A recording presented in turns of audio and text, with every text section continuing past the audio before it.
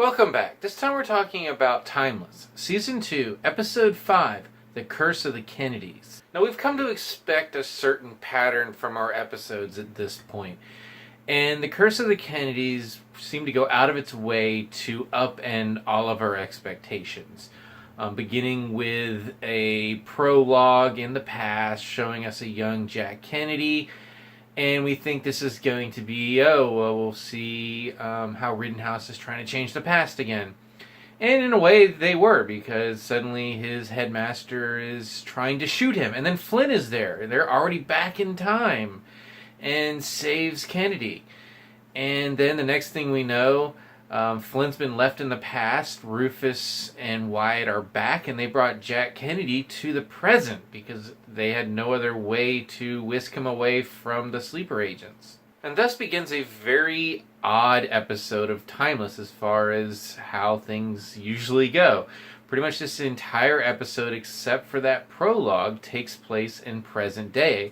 I'm fairly certain we've never had an episode like that before. And seeing a young JFK in present day, he eventually escapes from the bunker and starts exploring 2018. And it's basically this sort of fish out of water sequence that pretty much is a good majority of this episode. Back in the bunker, and then as they pursue JFK, we have a series of awkward situations between Wyatt, Lucy, and Jessica that momentarily culminate in Jessica realizing that Wyatt and Lucy had a connection in the timeline in which she was dead, and decides to leave. And decides to leave like immediately, and is going to leave Lucy to explain why she's gone. I'm sure that would have gone over well for everyone.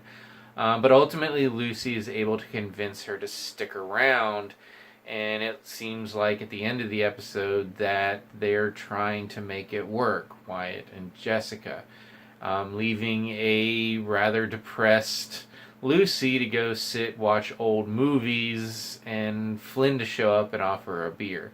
I said earlier in this season that it seemed like they were trying to poise those two together as a way to get underneath Wyatt's skin. But now it seems like they've reached a status quo, per se, and there may be a genuine relationship to come out of Lucy and Flynn, which would just be really weird for everyone concerned. I'm not sure where they're going with that yet. And for that matter, I'm not really sure where they're going to go with Jessica. I had said earlier that their relationship seemed doomed from the start, but now it seems like they're going to give it a genuine shot, thanks to Lucy's pep talk to Jessica. But it wasn't all romantic tribulations. There was also some family matters when Carole kidnaps Agent Christopher to essentially beg her or order her, threaten her, to keep Lucy off of subsequent missions, because Emma and Nicholas Keene have made it their business to make sure that Lucy is out of the way as quickly as possible. Something that Emma eventually gets a chance to do, but trades Lucy's life for her own, and is able to escape the hospital when Wyatt has a gun on her. This is the first time in quite a while that Agent Christopher's family has come into the equation again. If you remember in the first season, she gave Lucy information about her family in case they were ever wiped from existence like Lucy's sister did. I said at the time that was sort of a Chekhov's gun, that eventually something very bad's going to happen. Now, if Carole decides, that very much could come into play again, because Carole doesn't seem to have many qualms when it comes to killing people or wiping them out of existence, as long as it's not Lucy or herself. Now, I've been kind of jumping away from the main plot, which is, of course, JFK eventually realizing his place in history as well as that of his family and all of the horrible things that have happened to his siblings. And eventually he does agree to go back in time, knowing that these bad things are going to happen. Although Rufus does give him a warning to stay out of Dallas in 1963. And eventually he is killed in Austin. And this brings me to the really interesting thing that this show has decided to bring up now.